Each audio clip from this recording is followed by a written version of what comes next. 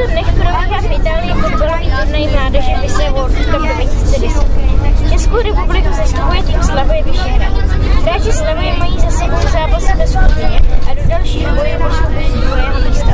Zeptali jsme se hráčů na jejich dojmy z první části turnaje. Jedna výhra, jedna remíza, jedna porážka. Jak jste spokojen s tímto vývojem turnaje? No, proti ten poslední zápas, jak jsme prohráli, nesměli jsme vypustit ten první poločas. Tam jsme dostali 3 zbytečný, jako hodně zbytečný gól.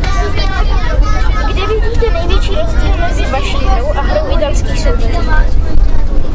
No, tak hrajeme poměrně stejně, jako nevidím nikde žádný výrazný.